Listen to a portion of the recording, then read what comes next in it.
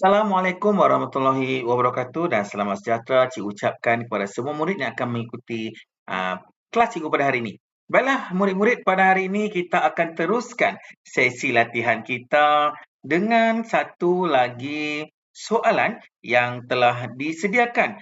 Jadi jom kita lihat, baca soalan dulu.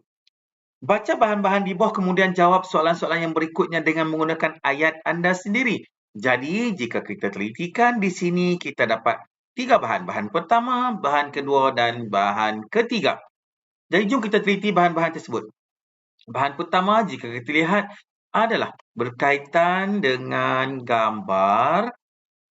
gambar makanan yang sihat seperti tomato, kita ada sayur-sayuran, berkaitan dengan makanan seimbang. Bahan kedua pula memberikan kepada kita iaitu panduan pemakanan sihat untuk remaja, iaitu makanan mengikut keperluan tenaga iaitu lelaki dan perempuan dan dibahagikan mengikut umur dan keperluan tenaga iaitu kalori. Jadi di sini dinyatakan bahawa kita perlu makan mengikut waktu makan secara teratur. Pastikan anda mengambil makanan pada 3 waktu makan utama iaitu sarapan, makan tengah hari dan makan malam. Snack boleh diambil jika perlu. Snack merupakan makanan yang diambil di antara waktu makan utama iaitu pada waktu minum pagi, minum petang dan minum malam. Ia boleh diambil sekurang-kurangnya 2 jam sebelum waktu makan utama.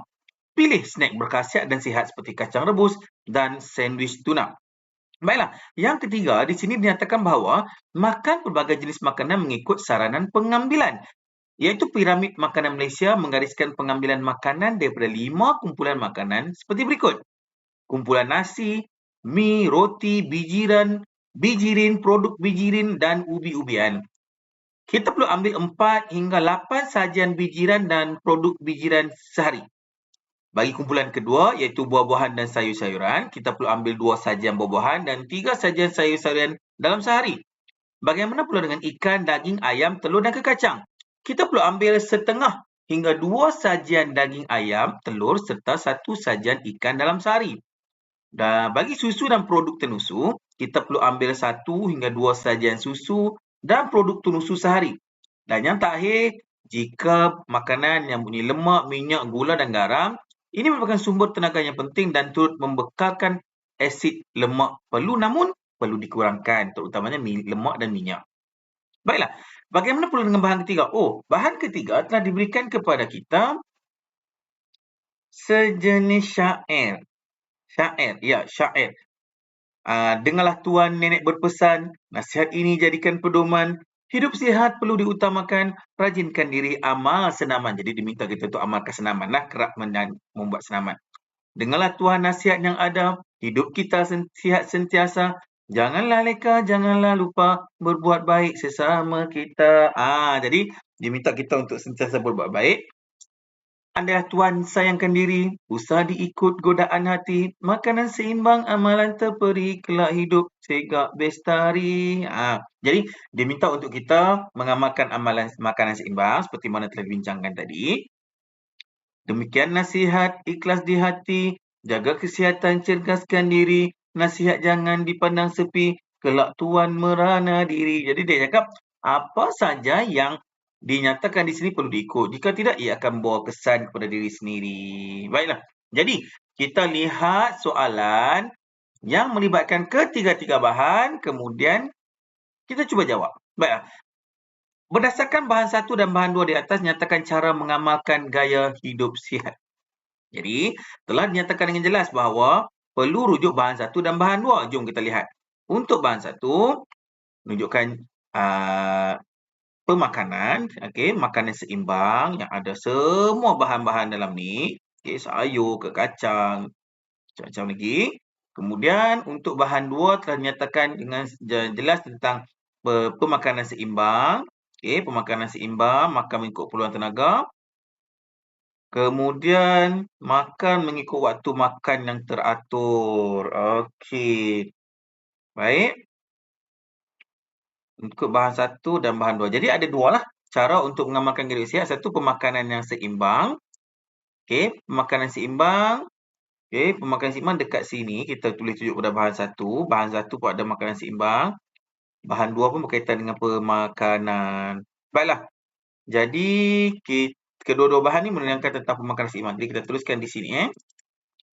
Baiklah. Baik, cikgu teruskan dengan jawapan.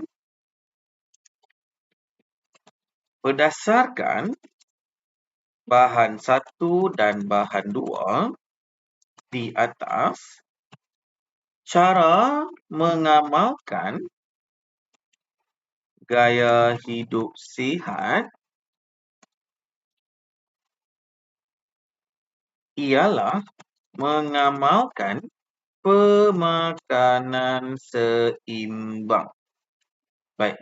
Kedua-dua bahan di atas membincangkan tentang pemakanan seimbang. Bahan 1 dan bahan 2. Tidak membincangkan tentang kaedah-kaedah yang lain. Jadi, cara menjawab seperti biasa, kita perlu ulang sedikit soalan, dan ditambah dengan jawapan. Selesai untuk soalan yang pertama. Kita lihat pula soalan yang kedua.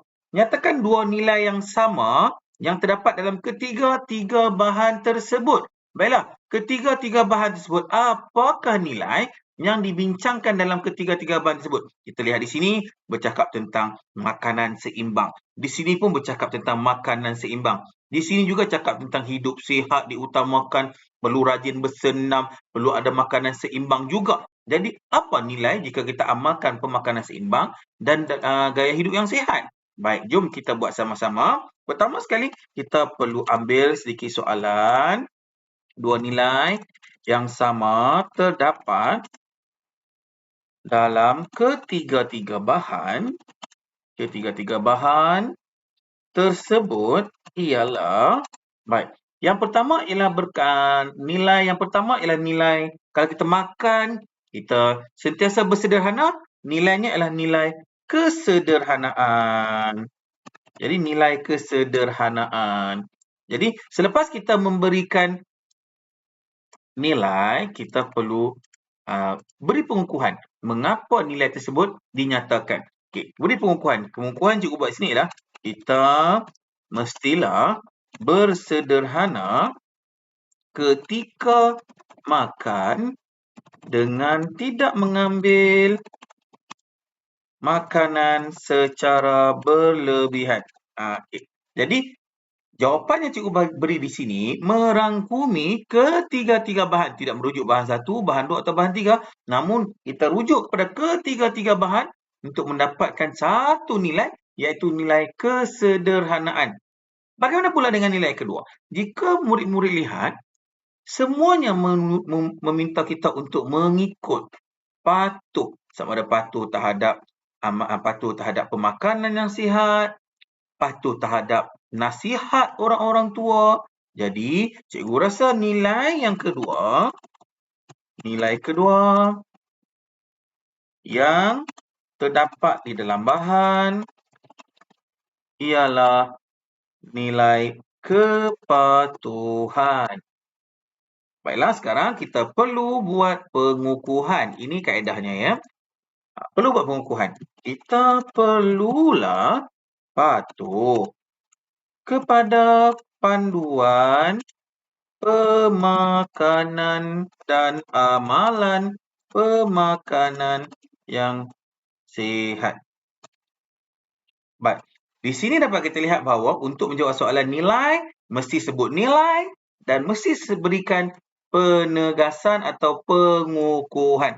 Kita tak boleh biarkan nilai tersebut satu saja. Kita perlu berikan pengukuhan atau bukti kepada nilai yang telah kita pilih. Selesai untuk soalan yang kedua.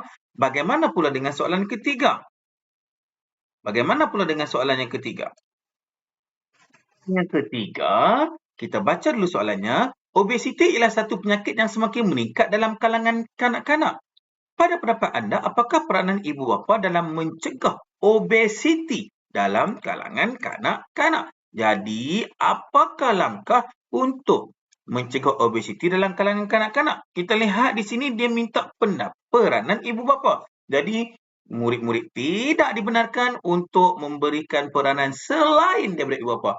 Sama ada kerajaan, masyarakat, mahupun sekolah tak boleh dimasukkan sebagai jawapan. Jadi apakah langkah untuk memastikan anak-anak dicegah daripada obesiti?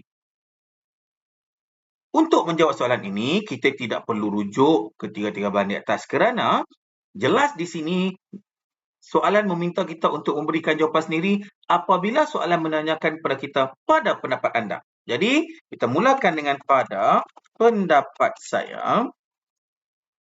Ibu bapa, baik. Untuk cikgu rasa ibu bapa perlu sentiasa tegas terhadap arahan untuk makan secara sihat. Kalau cikgu letakkan sebagai satu ayat, ini mungkin satu jawapan yang tepat. Bapa tidak sepatutnya berlembut hati dan termakan karenah. Biasalah anak-anak banyak karenah, betul? Termakan karenah kanak-kanak yang ingin makan makanan segera dan makanan ringan. Jadi, bapa perlu tegas. Tak boleh mudah untuk termakan dengan pujuk rayu anak-anak untuk makan makanan ringan atau karenah untuk tak mahu makan makanan seimbang, nak makan makanan segera, nak makan makanan ringan. Baik. Bagaimana pula dengan jawapan yang lain? Di sini cikgu minta untuk murid-murid bantu cikgu untuk siapkan lagi 2 isi yang mungkin menjadi peranan ibu bapa dalam mencegah obesiti dalam kalangan kanak-kanak. Jadi jangan lupa teruskan untuk menjawab lagi 2 isi bagi melengkapkan jawapan untuk soalan ketiga. Itu saja kelas cikgu. Kita jumpa lagi untuk kelas yang akan datang. Terima kasih semua. Assalamualaikum warahmatullahi wabarakatuh.